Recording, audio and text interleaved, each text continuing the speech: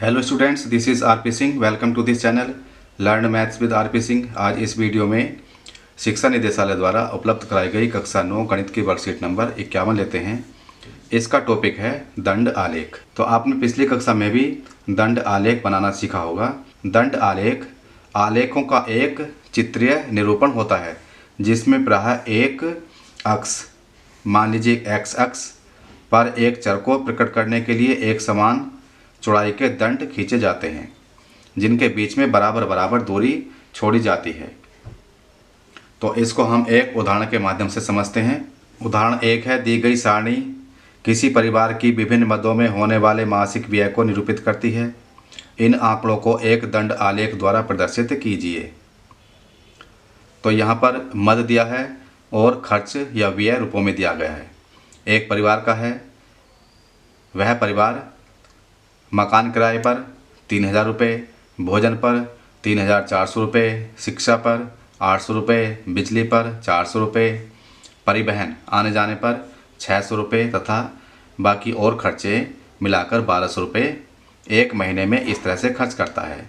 तो इसका यहाँ पर हमें दंड आलेख बनाना है।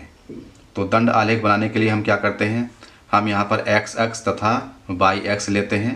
ये एक्स अक्ष है और ये वाई अक्ष है। एक्स अक्ष पर मद ले लिए, मतलब जहाँ जहाँ हमने पैसा खर्च किया, मकान किराया, भोजन, शिक्षा, बिजली, परिवहन और विविध। तथा वाई अक्ष पर हमने खर्च ले लिया, रुपयों में खर्च है यहाँ पर। तो यहाँ पर 3,400 तक आ रहा है।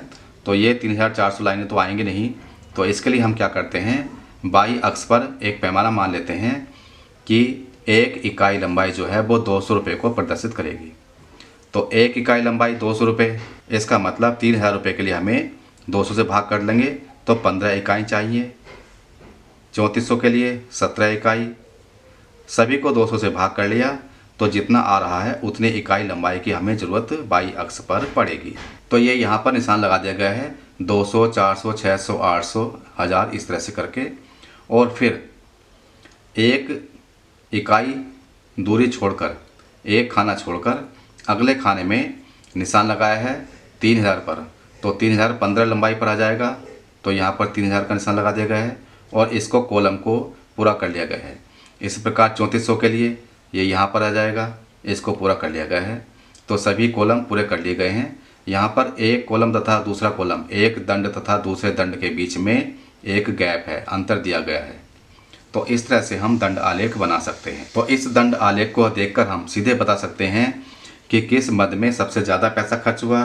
जैसा कि यहाँ पर भोजन का दंड सबसे बड़ा है तो भोजन में ज़्यादा पैसा खर्च हुआ, तथा बिजली का दंड सबसे छोटा है अतः बिजली में सबसे कम पैसा खर्च हुआ। स्वयं प्रयास कीजिए। पहला सवाल, एक राज्य के विधानसभा के चुनाव में विभिन्न राजनीतिक पार्टियां द्वारा जीती गई सीटों के परिणाम नीचे दिए गए हैं। यहाँ पर राजनीतिक पार्टी दी गई हैं तथा यहाँ पर जीती गई सीटें हैं। ए पार्टी ने 75 सीटें जीती, बी ने 55, सी ने 37, इस तरह से यहाँ पर दिया हुआ है। तो मतदान के परिणामों को निरूपित करने वाला एक दंड आलेख खींचिए और कक्षा में चर्चा कीजिए कि आप इस आलेख से कौन कौन से निष्कर्ष निकाल सकते हैं। तो इस दंड आलेख को हम अलग से बनाते हैं। इस दंड आलेख को बनाने के लिए हमने ये एक्स अक्ष बना ली है तथा यहाँ पर ये वाई अक्ष बना ली है। ये एक्स अक्ष है तथा ये वाई अक्ष है। एक्स अक्ष पर हम राजनीतिक पार्टियां लेंगे, वाई अक्ष पर जीती गई सीटें लेंगे। तो हमें 75 सीटों को दिखाना है। तो 75 सीटों के लिए हम पैमाना लेंगे वाई अक्ष पर एक इकाई लंबाई बराबर 10 सीटें। तो यहाँ से यहाँ तक एक इकाई लंबाई है, ये 10 सीटों को दिखाएगा। तो 10, 20, 30, 40, 50, 60, 70, 80 इस तरह से हमने निशान लगा लिए हैं। और यहाँ पर आएंगी राजनीतिक पार्टियाँ। तो एक खाना यहाँ पर छोड़ के अगले खाने पर हम पहली राजनीतिक पार्टी लेंगे और इसमें है ए पार्टी को 75 सीटें मिली हैं। तो यहाँ पर हम ए के लिए 75 के आगे निशान लगा लेंगे ये, और इस दंड को पूरा कर लेंगे, इस कॉलम को पूरा कर लेंगे। फिर एक खाना छोड़कर बी पार्टी ने 55 सीटें जीती। तो बी पार्टी के लिए 55, 50 यहाँ पर है, 60 यहाँ पर, तो इसके बीच में 55 आ जाएगा, इसके आगे निशान लगा लेंगे और इस दंड को पूरा कर लेंगे।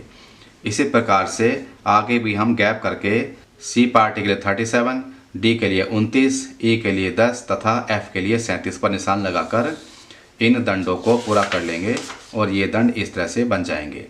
तो हमने अब ये दंड आलेख पूरा कर लिया है। इस दंड आलेख से हम क्या निष्कर्ष निकाल सकते हैं? यहाँ पर हमें साफ दिखाई दे रहा है कि ई पार्टी को सबसे कम सीटें मिली हैं और इस ग्राफ के अकॉर्डिंग 10 सीटें मिली हैं। ए पार्टी को सबसे ज़्यादा, क्योंकि इसकी लंबाई सबसे अधिक है, 75 सीटें मिली हैं। तो इस तरह से हम जल्दी ही निष्कर्ष निकाल सकते हैं। दूसरा सवाल, वर्ष 1998 से 2002 के बीच एक फैक्ट्री द्वारा निर्मित साइकिलों की संख्या निम्नलिखित सारणी द्वारा दर्शाई गई है। यहाँ वर्ष दिए हुए हैं 1998, 99, 2000, 2001, 2002 और यहाँ पर इन वर्षों में फैक्ट्री द्वारा निर्मित साइकिलों की संख्या है। 98 में 75, 99 में 55, 2000 में 37, 1 में 29 तथा 2002 में 10 साइकिलें बनी। इनका भी हमें दंड आलेख बनाना है। किस वर्ष अधिकतम और किस वर्ष न्यूनतम साइकिल बनी, यह भी हमें बताना है। तो इसको भी हम अलग से सॉल्व करते हैं। तो इसके लिए भी हमने इस ग्राफ पेपर पर ये एक्स अक्ष तथा ये वाई अक्ष बना ली है। ये एक्स अक्ष हो गई, ये वाई अक्ष हो गई। एक्स अक्ष पर हम वर्ष लेंगे तथा वाई अक्ष पर निर्मित साइकिलों की संख्या लेंगे। प्रश्न के अकॉर्डिंग यहाँ पर 75 साइकिलें हैं अधिकतम। 75 साइकिलों को इस ग्राफ पेपर पर दर्शाने के लिए हमें पैमाना मानना होगा। पैमाना माना गया है वाई अक्ष पर 1 इकाई लंबाई 10 साइकिल। तो यहाँ पर हम लेंगे 0 से 1, यहाँ से यहाँ तक 1 इकाई लंबाई हो गई। तो 10, ये 20, 30, 40, 50, 60, 70, 80 तक हमने ले लिया है। अब हम क्या करेंगे, 1998 75 साइकिलें, तो 1998 के लिए ये 1 इकाई का गैप करके 1998 के लिए हमने 75 के आगे ये निशान लगा लिया और इस दंड को पूरा कर लिया। फिर 1 इकाई जगह छोड़कर एक्स अक्ष पर 1999 के लिए 55 साइकिलें हैं। यहाँ पर 55 साइकिलें बनी हैं।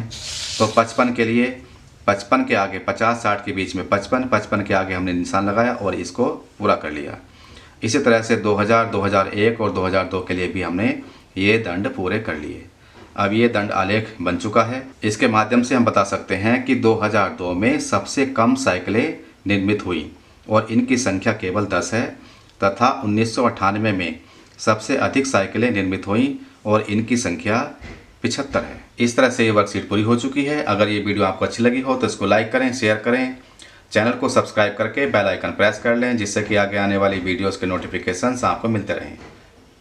Thank you, thanks for watching this video.